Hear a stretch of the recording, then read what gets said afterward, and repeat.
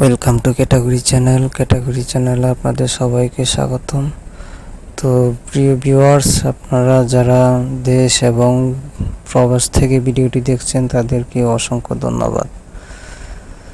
তো আজকে এই ব্লগে আমি কথা বলবো বিআরটি প্রকল্পের যে ফ্লাইওভারগুলো দেখতে কীরকম সুন্দর। তো এই ভিডিওতে তুলে ধরার চেষ্টা করেছি, তো আপনাদের সাথে আজকে শেয়ার করব এই বিআরটি প্রকল্পের যে ফ্লাইওভারগুলো। আজকে আমি বিআরটি প্রকল্পের ফ্লাইওভার, শুধু ফ্লাইওভারটি ভিডিওর আলতায় আনেছি, আর নিচের অংশ আনি নাই। এবং যারা প্রবাস থেকে দেখছেন তারা তো অবশ্যই দেশের বাইরে থেকেই একমাত্র দেখার মাধ্যম ইউটিউব, এর মাধ্যমেই দেখতে পারেন। তাছাড়া তো সরাসরি সরজমিনে আসা এসে দেখা সম্ভব হয় না, আপনাদের সময় হয় না। তাই আমি সিদ্ধান্ত নিলাম যে আমি একটু ভিডিও করে আপনাদের যাতে দেখেন, এবং দেখে তো অবশ্যই মিস করবেন দেশ কত সুন্দর এগোচ্ছে, আমাদের দেশটা কত সুন্দরভাবে রাস্তাঘাটগুলো তৈরি হচ্ছে। আসলে দেশের একমাত্র অর্থনৈতিক মাধ্যম হচ্ছে কি বলবো, রাস্তাঘাট যদি ভালো থাকে যোগাযোগ মাধ্যমও ভালো হয়, এবং খুব তাড়াতাড়ি কোথাও যাইতে গেলে তাড়াতাড়ি যাওয়া যায়। এই জন্যই এই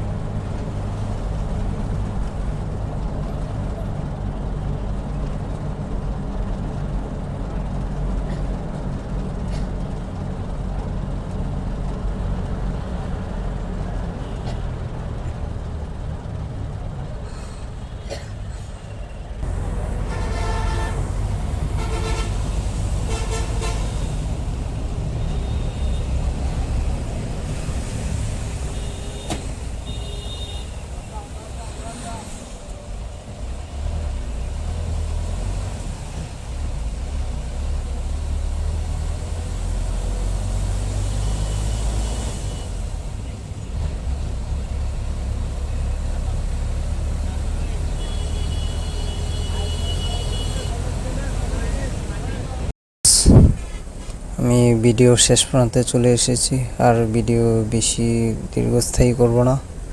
তো বিআরটির শেষ ফ্লাইওভার হচ্ছে গাজীপুর চৌরাস্তা। আমি গাজীপুর চৌরাস্তাটা তুলতে পারবো না, তো আমি বাইপাস যে ফ্লাইওভারটি রয়েছে সেই ফ্লাইওভারটি ভিডিওর মধ্যে এনেছি। আমি চৌরাস্তা নেমে যাব, তাই চৌরাস্তাটা করা সম্ভব না। তাই আমি বগুড়া বাইপাস যে অংশে ফ্লাইওভারটি আছে, এই ভিডিওটি এখানেই সমাপ্তি করব ফ্লাইওভারটি শেষ হলেই। তো প্রিয় ভিউয়ার্স, যদি আমার ভিডিওটা যদি ভালো লেগে থাকে অবশ্যই চ্যানেলটা সাবস্ক্রাইব করে দিবেন এবং পাশে থাকা বেল বাটনটি অন করে দিবেন, যাতে করে পরবর্তী ভিডিও সবার আগে আপনি দেখতে পারবেন। প্রিয় ভিউয়ার্স, সেই সাথে আমি আরেকটি কথা বলতে চাই, যেখানে সেখানে ময়লা আবর্জনা ফেলবেন না, পরিবেশের ক্ষতি করবেন না, আর গাছ লাগাবেন, পরিবেশ বাঁচাবেন। আমাদের আসলে পরিবেশ বাঁচাতে হবে। গাছ যে পরিমাণে কেটে ফেলা হচ্ছে সেই পরিমাণে লাগানো হচ্ছে না। তাই আমি অনুরোধ করব ভিডিও শেষে যে আপনারা গাছ লাগাবেন, পরিবেশ বাঁচাবেন। খোদা হাফেজ।